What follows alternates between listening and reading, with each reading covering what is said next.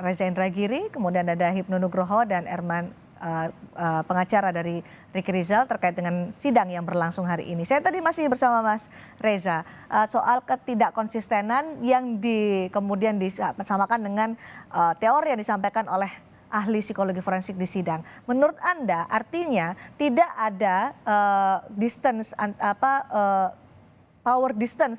high power distance antara Sambo dan Ricky Rizal karena Ricky Rizal berani menolak perintah Sambo pada akhirnya. Pada pokok teori dari high power distance adalah ingin mengatakan bahwa pihak yang lemah, pihak yang pangkatnya rendah tidak akan berdaya berhadapan dengan pihak lain yang pangkatnya lebih tinggi yang punya power, gitu ya.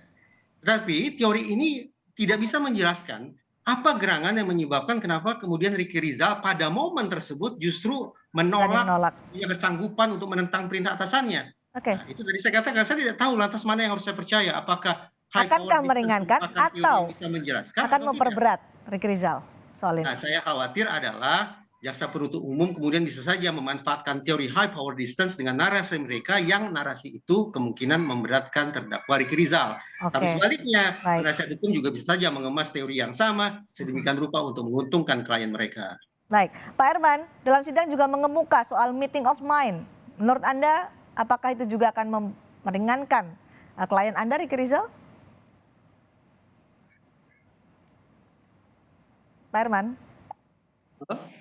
Soal meeting of mind, Pak Herman, yang disampaikan oleh ahli hukum pidana?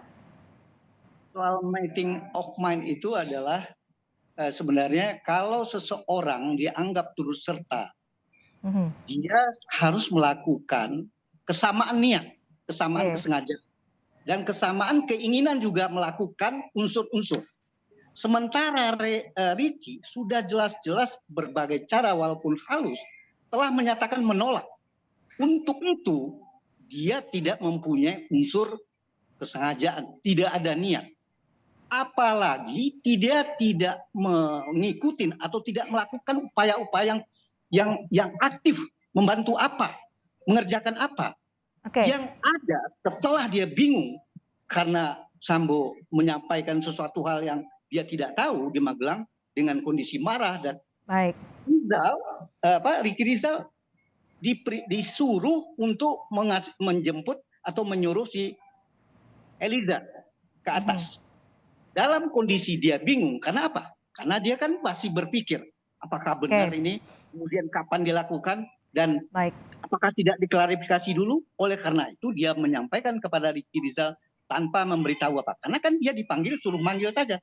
Tidak memberitahu Eliezer, suruh Eliezer menembak, kan tidak begitu. Jadi tidak ada keterlibatan, tidak ada keikutsertaan, kemudian tidak melakukan apa-apa begitu ya, Pak Herman? Kemudian dia tidak tahu kan si Ricky Rizal Eliezer berbicara apa dengan Sambo di ruang itu selama 15 atau 20 menit. Yang mana pada saat dia dibawa nggak berapa lama, 20 menit itu dia dipanggil oleh Ibu PC dan berangkat isolasi. Nggak berapa lama sampai di sana dia bawa mobil, kejadian lah itu. Tanpa dia dapat berbuat apa-apa sehingga dia jadi bengong. Saya akan bertanya kepada Pak Hipnu, meeting of mind, benarkah tidak ada keterlibatan, keikutsertaan, tidak tahu apa-apa soal pembunuhan berencana Yosua hingga akhirnya tidak, Pak Herman tadi menyatakan tidak ada keterlibatan Ricky Rizal di sini. Ya, gini Pak, jadi kalau kita melihat perdebatan ini kita harus melihat perspektif ya. Perspektif penasihat hukum ya memang berpikir dari objektif dan subjektif, sudah pasti.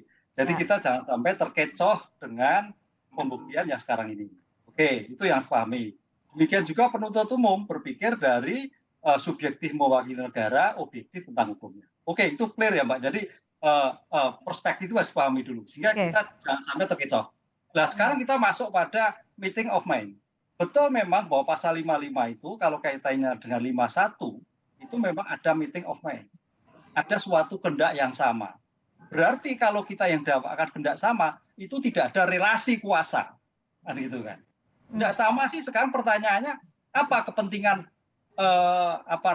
E membunuh? Apa kepentingan R ikut juga terus? Enggak ada kehendak yang sama. Tapi kalau kita lihat pada Whitlocker, lah ini yang kita coba.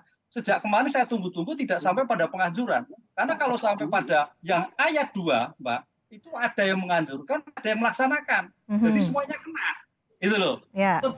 Kemarin sudah ada sarana, ada janji, ada reward ketika melakukan suatu tindakan.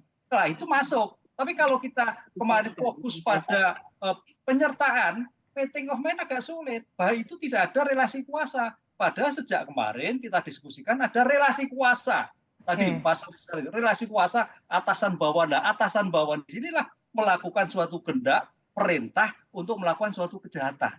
Buktinya sudah ada persiapan, buktinya sudah ada reward, buktinya ada suatu kehendak yang sama. Nah, ini yang harus kita bedakan kemarin, kenapa dalam suatu pembuktian tidak memilah-milah dari ayat-ayat yang ada. Ayat yang penyertaan terus yang dibahas, tapi itu nggak masuk. Menurut saya nggak masuk, karena itu nggak ada relasi kuasa. Diskusi relasi kuasa, itu Mbak. Jadi semuanya kena, Sambo juga kena, E juga kena, K juga kena, R juga kena, tergantung tadi yang kita diskusikan, bagaimana sikap batin, perilaku ketika melakukan suatu dalam TKP. Apakah aktif atau pasif? Oke, kalau pasif, ada nggak permufakatan jahat?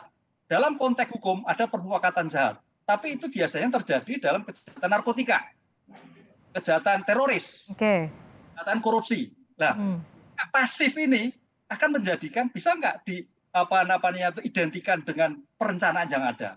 Karena seolah-olah sejak kemarin termasuk Bu PC itu juga pelaku pasif. Oh, ini nggak ada konteks di sini.